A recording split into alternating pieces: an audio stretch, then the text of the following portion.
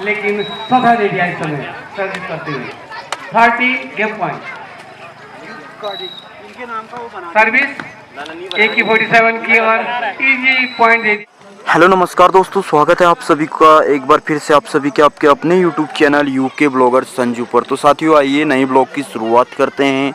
जैसा कि मैंने आप सभी को कल दिखाया था कि यहाँ पर मुआनी महोत्सव में वॉलीबॉल प्रतियोगिता, मिनी मैराथन और अन्य चीज़ें आज होनी है और आज दूसरा दिन है मुआनी महोत्सव का। और देख सकते हैं अभी यहाँ पर मिनी मैराथन चल रहा है। और तो साथियों देख सकते हैं, अब मैं आपको ले चलता हूँ। मिनी मैराथन चल रहा है यहाँ पर सड़क पर और छोटे बच्चे और उसमें दौड़ रहे हैं और प्रतिभाग कर रहे हैं। ये सब इस वीडियो में आप सभी को देखने को मिलेगा। और वीडियो आप सभी को पसंद आती है तो प्लीज़ अपने दोस्तों को शेयर कीजिए, लाइक कीजिए, कमेंट कीजिए। चैनल पे न्यू हो तो प्लीज़ चैनल को सब्सक्राइब कर लें, बगल में बेल आइकन जरूर दबाइएगा। तो देख सकते हैं, ले चलता हूँ आपको मिनी मैराथन की तरफ को। देख सकते हैं डोभाल जी अपनी स्कूटी की चाबी ले लें कृपया, रास्ता छोड़ दीजिए कृपया।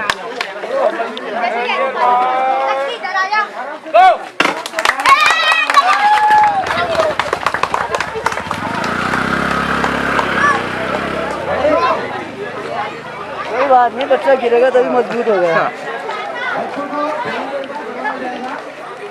पिथौरागढ़ में आपने जरूर देखा होगा, पिथौरागढ़ में जो नृत्य और अन्य इनके जो कार्यक्रम होते हैं वो आज यहाँ हमारे बीच मुआनी नाग मंदिर की इस प्रांगण में उनका आज कार्यक्रम हो रहा है। मैं निवेदन करना चाहूँगा, जहाँ तक मेरी आवाज़ जा रही है सभी से, वो यहाँ शाम को 4 बजे के आसपास हमारे माननीय मंत्री, कैबिनेट मंत्री श्री दुष्यंत सिंह चौहान जी, जो कि केंद्रीय मंत्री है उत्तराखंड सरकार में, वो भी आज यहाँ समापन कार्यक्रम में आने वाले हैं। उनके सामने भी हमने अपनी स्थानीय जो मांगे हैं, खास करके जो इसके लिए हमने एक ज्ञापन बनाया है सभी ने मिलकर के, वो अभी आज होने वाला है। उसके बाद अभी प्रथम चरण में मैराथन दौड़ है, उसके बाद क्वार्टर फाइनल मैच एक बचा है, 2 सेमीफाइनल मैच होंगे और आज भी वॉलीबॉल का फाइनल मैच होगा। मेरे को पता ही नहीं कौन है। पहली रेस जो मैराथन की हुई है यहाँ से चोपड़ा तक युवा वर्ग की, और दूसरी जो रेस गई है सोनी तक बालिका वर्ग की। 14 वय वर्ग के बच्चे इसमें प्रतिभाग कर रहे हैं। अब छोटे बच्चों की दौड़ का आयोजन, रजिस्ट्रेशन कार्यक्रम हो रहा है। उसके बाद उनकी खास करके शांति और सुरक्षा को देखते हुए ध्यान रखिए, क्योंकि यहाँ पर आने जाने में दिक्कत हो रही है, गाड़ियाँ दोनों तरफ जा रही है, तो इसमें बच्चे भी विशेषकर ध्यान रखें।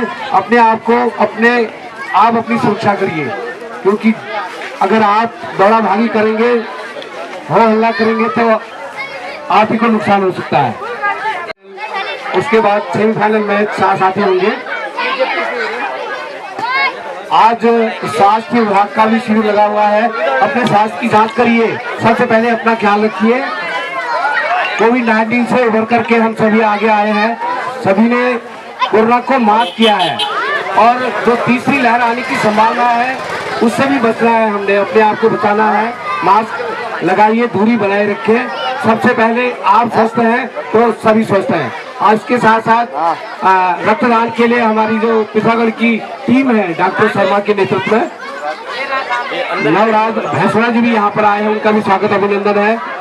रक्तदान, जितना भी आप रक्तदान करेंगे उससे बड़ा महादान इस संसार में कुछ नहीं है। आप जीवन देते हैं उन लोगों को जो कमजोर है, असहाय है, ब्लड की जिनको जरूरत है। तो यहाँ से अगर हम रक्तदान करेंगे तो जिले के जो रक्तदान वहाँ पर खास कर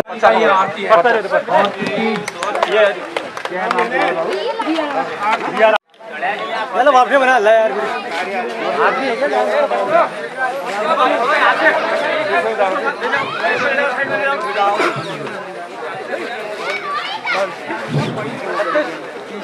किया जा रहा है।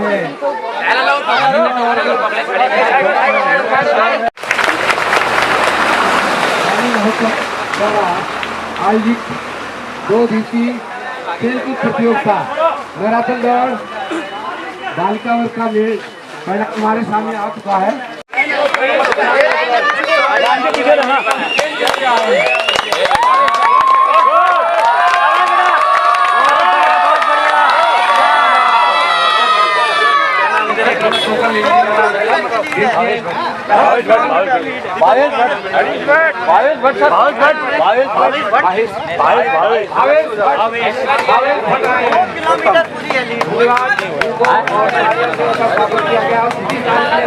मानना पड़ेगा वो नोट करने वाला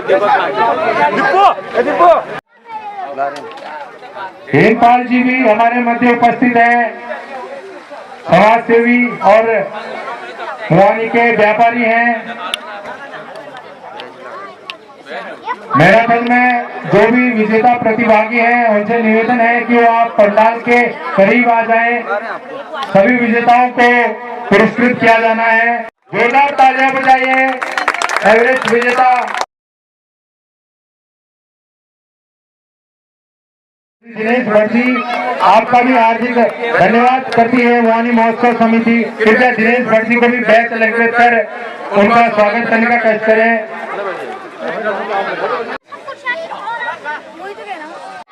युवा शक्ति भी हमारे मध्य है। मनीष भाई के जीवन से यदि युवा जीवन से प्रेरणा लेंगे मुझे पूरा विश्वास है, क्योंकि युवा जो शक्ति है वो परिपक्व हो चुकी है। उन्हें पता है कि क्या सही है, क्या गलत है, क्या अच्छा करना है, क्या बुरा करना है। लेकिन नौनिहाल हमारे मध्य एक ऐसा इनपे बालपन है कि इन्हें जो सिखाया जाता है ये वही करते हैं। आज यदि मनीष भाई इन्हें ये भविष्य यदि आपकी बातों को अपने मस्तिष्क में बैठा लें तो ये एक दिन न सिर्फ इस रामगंगा घाटी, इस जिले, बल्कि इस उत्तराखंड राज्य का नाम आपकी तरह पूरे विश्व में रोशन करेंगे। मुझे पूरी उम्मीद है। मनीष भाई, मैं आपको पुनः मंच पर बुलाना चाहता हूँ। एक बार जोरदार तालियां बजा दीजिए मनीष भाई के लिए। और आप सभी विशेषकर नौनिहालों से, छोटे बच्चे जितने बैठे हैं, आपसे निवेदन है कि मनीष भाई को गौर से सुने, ध्यान से सुने। उनकी कही हुई बातें आपके जीवन में काम आएंगी और आपको आपका भविष्य सुधारने में बहुत हद तक मदद करेंगी। मनीष भाई। मोहानी महोत्सव की पूरी टीम को मैं धन्यवाद देना चाहूँगा कि आपने मुझे पुनः एक बार मंच में बुलाया। तो मेरे जो युवा साथी हैं, मतलब जो मेरे हम उम्र हैं, मुझसे कुछ लोग बड़े भी हैं, कुछ छोटे हैं, और हमारे यहाँ पे बुजुर्ग जिनका हम हमेशा मार्गदर्शन लेते हैं, तो इन्हीं के आशीर्वाद से मैं आज यहाँ तक पहुँचा हूँ। क्योंकि अगर मैं आपको बताऊँ तो मोहानी से मेरी परिवार का भी ताल्लुक रहता है, क्योंकि डिगौटी में मेरी चाची का मायका है। तो अगर हम वैसे देखें तो हमारे पहाड़ में एक होता है कि जो हमसे बड़ा होता है हम उसको दादा के रूप में, और अगर वो पापा से बड़े हैं तो ताऊ जी के रूप में, उनसे छोटे हैं तो चाचा के रूप में। तो हमारे जो संस्कार हैं इस तरीके से बुने हुए हैं। तो अगर मैं इस साइड को देखूं तो मैक्सिमम जो मामा या फिर नाना, मतलब दो चीज बेसिकली रिलेशन अगर हम लगाएं तो ये बनेगा। तो जो भी है, कुछ लोग मेरे छोटे भाई और हमारी बहनें जिन लोगों ने मैराथन में प्रतिभाग किया, आप सभी से मैं कुछ बातें बताना चाहूँगा। अगर आप इन चीज़ों को अमल करते हो तो मैं निश्चित रूप से आपको विश्वास दिलाता हूँ कि ये आपकी जिंदगी में हमेशा काम आएगा।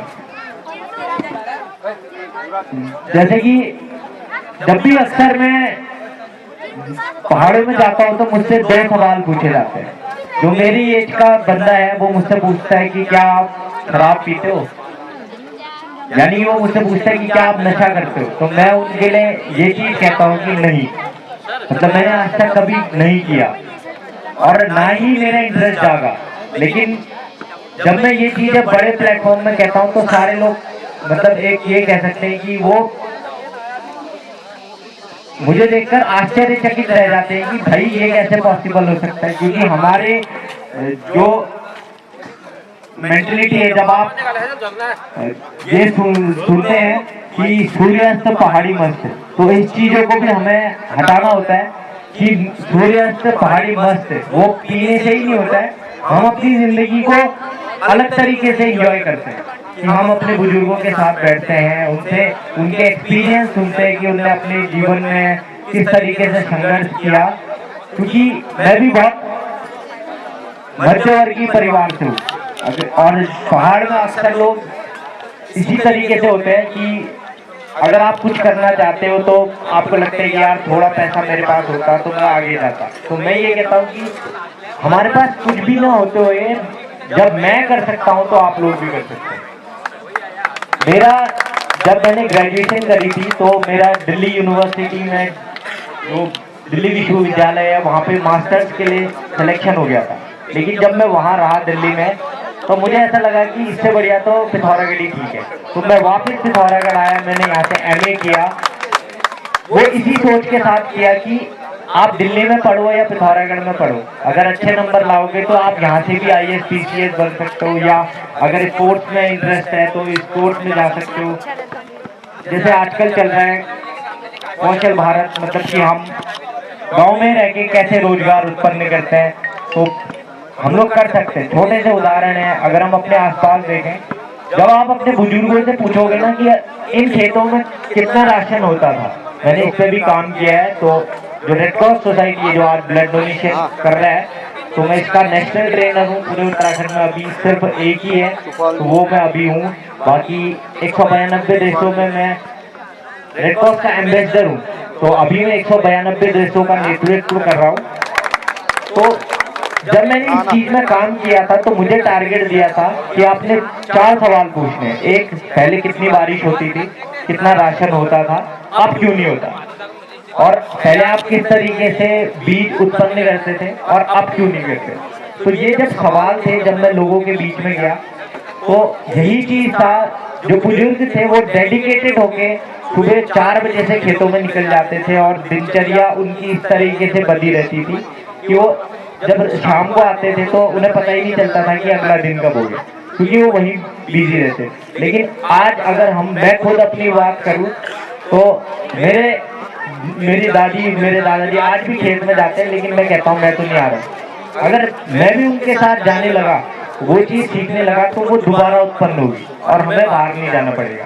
बट उसके बाद ये कि आप कहोगे हमने पैदा तो कर दिया, बेचना कैसे।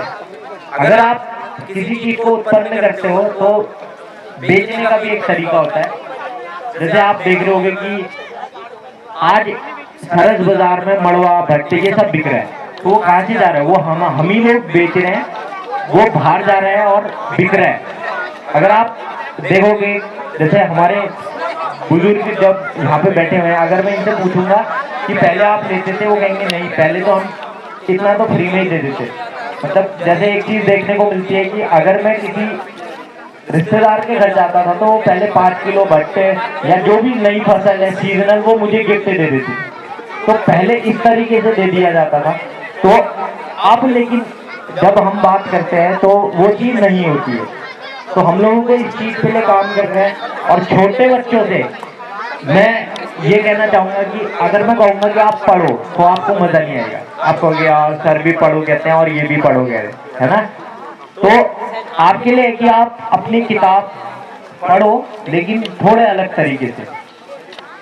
एक तो ये होता है कि जब आपका मन करता है, मन तो कभी नहीं करता है ना, यही बोलोगे आप, मन तो हमारा करता ही नहीं है पढ़ने। तो होता क्या है कि जब पढ़ो कहेंगे ना तो आप नहीं पढ़ते। कितने लोग पढ़ते हैं, ये तो आप जबरदस्ती का हाथ है ना। जब मुझसे कोई कहता है ना पढ़ना है, मैं तो कहता हूँ मैं नहीं पढ़ रहा हूँ। आप लोगों को किस तरीके से पढ़ना है, आप अपनी किताब पकड़ो, सिर्फ जितना आपको स्कूल में पढ़ाया, अगर कोई एक चैप्टर पढ़ाया ना उतना ही घर आके पढ़ो। अगर उसको आप पढ़ोगे, जरूरी नहीं है कि पूरे 3 घंटे पढ़ा, आप घर पे आओ, उस किताब को जितना आपको लिखाया है वही घर में पढ़ो। अगर आप इतना ही भी पढ़ दिया ना तो आप टॉपर बन जाओगे। ठीक है, टॉपर बन के कुछ नहीं होता है। मतलब मैं ये नहीं कहूँगा कि आप 100% लाओ, आप 60% लाओ, लेकिन वो 60% ये होगा कि आप सही से पढ़ो। बल्कि आपके घर वालों को ये नहीं कहना पड़ेगा कि बेटा आजा किताब खोल ले, है ना, यही होता है ना। सुबह उठते अबे घूम मत पहले आ रहे। अगर आप खुद से पढ़ोगे ना तो आपके घर वाले आपको टाइम भी देंगे। जैसे मुझे याद है हम लोगों का एक टाइम होता था कि शाम को 5 बजे से 7 बजे हम खेलने जाते थे, लेकिन जब पढ़ने का टाइम होता था हम थोड़ा सा पढ़ते भी थे। मैं कभी मतलब 100% नहीं लाया, मैं 60-70 नहीं लाया, लेकिन कई बार मैं फेल भी हुआ। ठीक है, तो वही है कि आप थोड़ा सा भी अच्छे से पढ़ोगे तो हो सकता है। जैसे यहाँ पे है ना, आपका नाम क्या है? रिया नाम है। इसको मैंने डिडवाट में देखा था। ठीक है, ये वहां भी फर्स्ट आई थी और अब यहाँ भी आई है। अगर हम इसको पढ़ने के लिए बोलेंगे ना तो ये कहेगी मेरा पढ़ने में अच्छा नहीं लगता है ना, पढ़ने में मन नहीं लगता ना, लेकिन उसको पता है कि मैं दौड़ सकती हूँ तो उसने अपना करियर अभी से बनाया। आई ना वो फर्स्ट डिडवाट में फर्स्ट आई, यहाँ फर्स्ट आई। तो ये क्या है कि आप अगर आपको खेलना पसंद है तो आप खेलने की तरफ जाओ, लेकिन थोड़ा सा पढ़ना भी पड़ता है। जब मैंने 12th किया तो 12th के बाद में जब एडवेंचर स्पोर्ट्स की तरफ गया तो मैं इसलिए गया कि इस फील्ड में पढ़ना नहीं पड़ता। जब मैं वहाँ गया तो मुझे वहाँ भी पढ़ना पड़ा, तो थोड़ा सा आपको पढ़ना पड़ेगा, इतना पढ़ना पड़ेगा कि आप पास हो जाओ। लेकिन जैसे रिया दौड़ती है तो जब वो दौड़ती है तो पूरा इस तरीके से दौड़ती है कि वो लीड देती है लोगों को। देखा आपने जो लोग लड़कियां इनके साथ दौड़ी होगी वो साथ में निकली होगी और रिया पता नहीं बहुत आगे चली गई। ठीक है, ऐसे ही जो हमारे लड़के हैं इनको भी मैंने डिडवाट में देखा था। तो इन लोगों को जब भी पता चलता है ना कि पिथौरागढ़ के किसी की भी कोने में मैराथन हो रही तो ये चले जाते हैं। और स्टार्टिंग में क्या था, ये भी अपने घर से किराया मांगते होंगे कि हमें वहां तक जाना है, लेकिन आज ये लोग क्या करते हैं कि फर्स्ट सेकंड थर्ड निकल के अगली मैराथन के लिए चले जाते हैं। वो लोग खुद ही उस चीज को करियर बना रहे। तो आने वाले टाइम में रिया का भविष्य इस तरीके से सुनहरा है कि कल के दिन आप ये देखोगे कि इंडिया को वो रिप्रेजेंट कर रही होगी। वो डिस्ट्रिक्ट लेवल में भी दौड़ती है। ठीक है, और तो मैंने डिस्ट्रिक्ट लेवल के हमारे प्रोग्राम्स होते हैं जैसे नेहरू युवा केंद्र है या युवक मंगल दल जो हमारे गांव का होता है, इस सब का एक इवेंट होता है डिस्ट्रिक्ट लेवल का, तो वहां पे इसके बाद जाते हैं।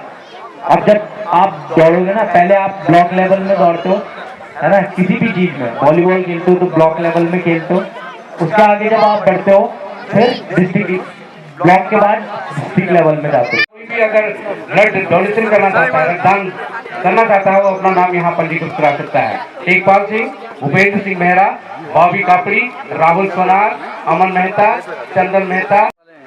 रक्तदान शिविर में रक्त अगर दान करना चाहते तो दोस्तों देख सकते हैं यहाँ पर रेड क्रॉस सोसाइटी पिथौरागढ़ के द्वारा यहाँ पर रक्तदान शिविर लगाया गया है और बहुत सारे युवाओं के द्वारा यहाँ पर रक्तदान किया जा रहा है। और देख सकते हैं कुछ इस प्रकार से ले चलता हूँ शिविर के अंदर और यहाँ पर देखिए रक्तदान किया जा रहा है लोगों के द्वारा। Hello hello hello hello alpha 000 alpha 000 Bhavesh Bhatt भी अगर कहीं हैं मैराथन दौड़ के वो पुरस्कार लेने के लिए आ जाएं। लीजिए आपके सामने प्रस्तुत है, उनको लेना होगा लेकिन स्वतः दे दिया इस समय सर्विस करते हुए 30 गिफ्ट पॉइंट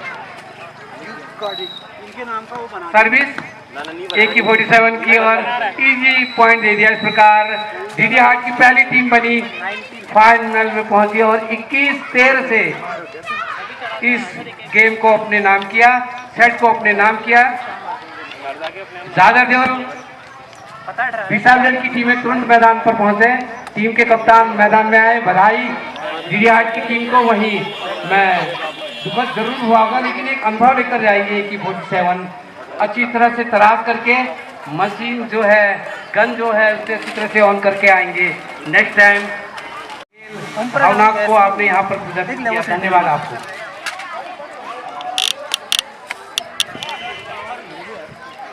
बीसा बजेड़ और देवल की टीमें तुरंत मैदान में आए।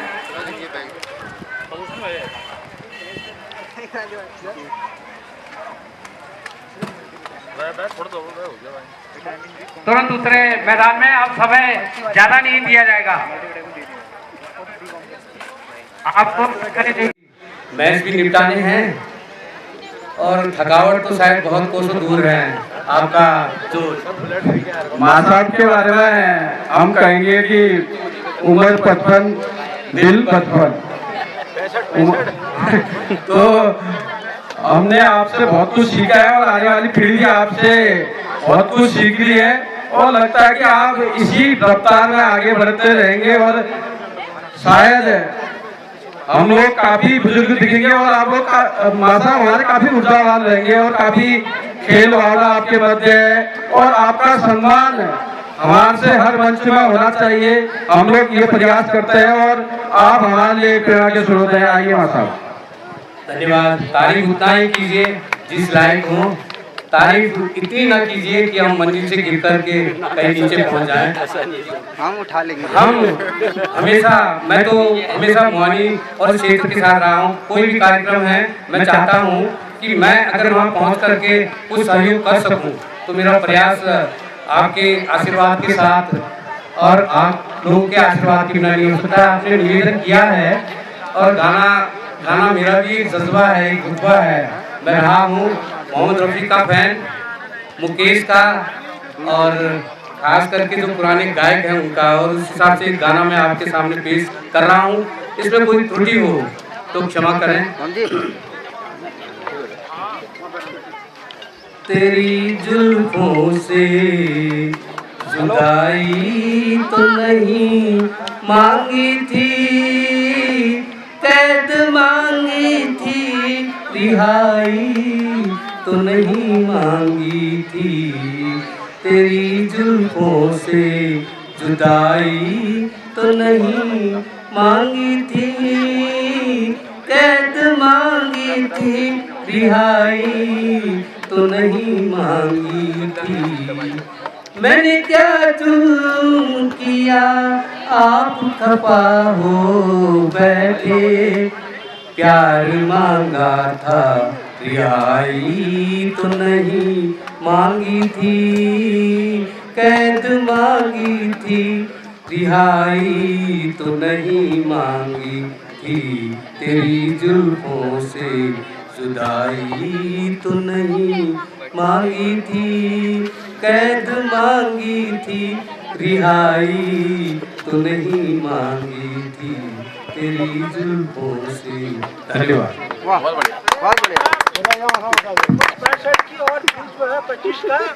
धन्यवाद आपको। मैं भी एक युवाओं के लिए संदेश देना चाहूँगा। 65 को पार कर रहा हूँ। थकान किसे कहते हैं, जुबान किसे कहते हैं, सुबह से शाम तक आप रख दीजिए मुझे मैदान में। आज मुझे महसूस हुआ मुझ में कमजोरी है, क्योंकि मैराथन दौड़ में मैंने पुरस्कार अपने क्षेत्र के लिए नहीं जीता। आप जरूर सफल हो सकते हैं। आप अगर अपने को तंदुरुस्त रखेंगे तो जरूर विजय हासिल करेंगे। आइए आपको खेल के मैदान में ले चलता हूँ।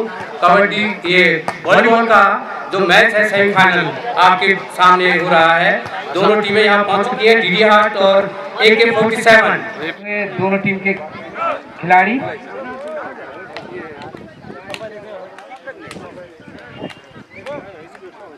आसमान से जो गर्मी का प्रचंड था उसे रोका बादलों ने इस समय, और अच्छा समय बना है सभी के लिए राहत धूप से बचाव का। और मैच जो इसके बाद होना है, तैयार रहे बीसा बिजड़ी और जागर दिन।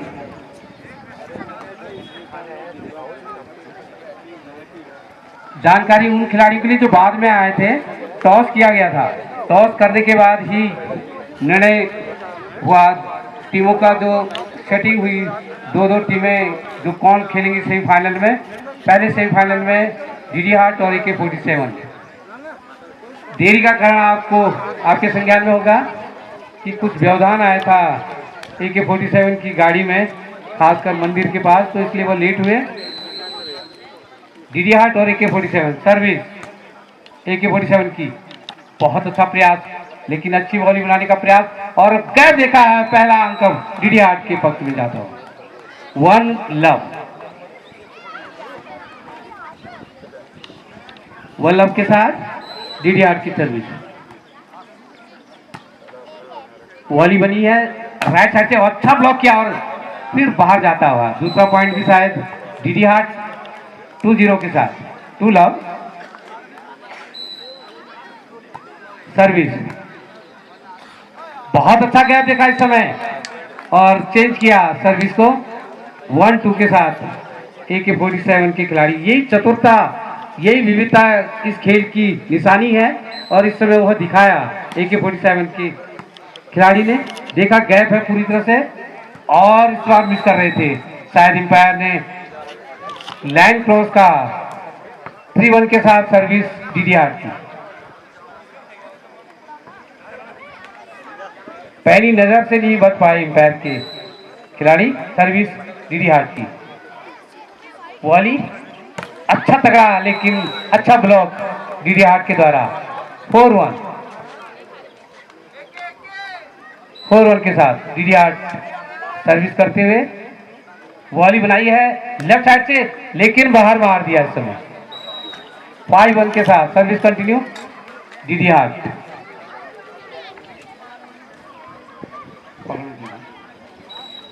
सर्विस सेंटर में और अच्छा मौका देखा, वहां देखिए गैप। यही विविधता है इस खेल की और चतुराई दिखाते हुए AK-47। 2-5 दोनों पॉइंट इसी प्रकार लिए हैं। अच्छा प्लेसमेंट, अच्छा वहां से स्ट्रेच मारा था और रिफ्लेक्ट होकर के गेंद निकली है बाहर और शायद देख रहा है पॉइंट AK-47। 3-5